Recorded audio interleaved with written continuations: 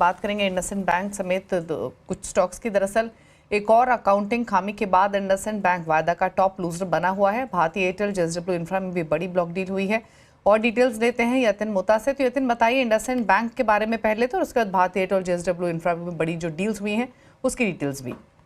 जी, तो stocks of the day की शुरुआत इंडसइंड बैंक से करते हैं, जहां अकाउंटिंग खामियां पाई गई हैं। कंपनी की अगर आप फाइलिंग देखें तो जिस हिसाब से विसल ब्लोअर की रिपोर्ट आई है उसके बाद ये पाया गया है कि जो अकाउंटिंग और पीएनएल अकाउंट है, यहाँ अकाउंटिंग में काफ़ी गड़बड़ी है। इनफैक्ट 750 करोड़ रुपए का इंटरेस्ट रिवर्सल आपको होता हुआ दिखाई पड़ेगा, क्योंकि कंपनी ने पिछले 3 तिमाहियों में जो है वो अपने ऑडिट के बाद ये बताया है कि बहुत सारे ब्याज की जो अकाउंटिंग है वो गलत तरीके से ली गई है। इतना ही नहीं, जो कंपनी के एसेट्स हैं ये भी ओवरस्टेट किए गए हैं, जो कि लायबिलिटीज़ के सामने सेट ऑफ किए गए हैं। 8 मई को जो रिपोर्ट आई है कंपनी के पास, उसके हिसाब से 674 करोड़ रुपए का इंटरेस्ट रिवर्सल। और FY25 की अगर आप बैलेंस शीट देखें तो यहाँ भी आपको दिलचस्पी दिखेगी उस एसेट में जो कंपनी ने बनाया ही नहीं है। तो कहीं ना कहीं अगर हम अकाउंटिंग इश्यूज़ की बात करें तो पिछले 3 महीने में ये तीसरी बार है जब कंपनियों के अकाउंट्स में खामियां पाई गई हैं। इसके अलावा अगर हम 2 ब्लॉक डील्स की बात करें आज, तो भारतीय एयरटेल फोकस में रहेगा। करीब 1% के आसपास की इक्विटी कंपनी के प्रमोटर सिंगटेल ने बेची है अपनी इकाई पेस्टेल लिमिटेड के जरिए।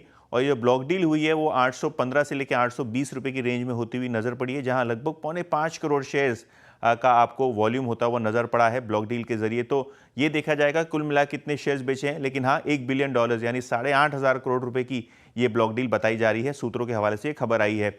इसके अलावा सूत्र ये भी बता रहे हैं कि जेएसडब्ल्यू इंफ्रा के प्रमोटर्स यानी सज्जन जिंदल ग्रुप ने अपनी हिस्सेदारी का लगभग 2% हिस्सा यहाँ बेचा है। और अगर हम ब्लॉक डील की बात करें तो 280-85 के रेंज में ये डील होती हुई नजर पड़ी है, वायर्स के हवाले से खबर आ रही है। लेकिन ब्लॉक डील के बाद दोनों ही भारतीय एयरटेल और जेएसडब्ल्यू इंफ्रा के शेयर्स में 2 से 2.5% की गिरावट आपने देखी है।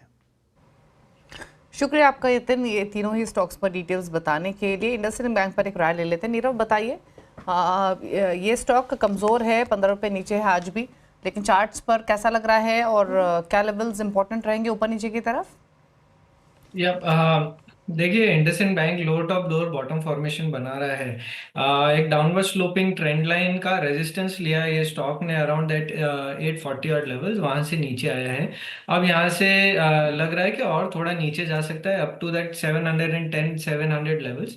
वहां पे वापस एक बहुत बढ़िया सपोर्ट लेवल है। तो करंट लेवल से बाइंग ना करें, बट यस एक बार 710 700 के पास आता है तो रिवर्सल के लिए आप वापस बाइंग कर सकते हैं। ओवरऑल के लिए लॉन्ग टर्म के हिसाब से इसमें ऐसा लग रहा है कि बड़ा जो मंदी था वो फेज खत्म हो चुका है। 700 के आसपास आके फिर एक लंबी तेजी आ सकती है, पर अभी के लिए और थोड़ा डाउनसाइड है।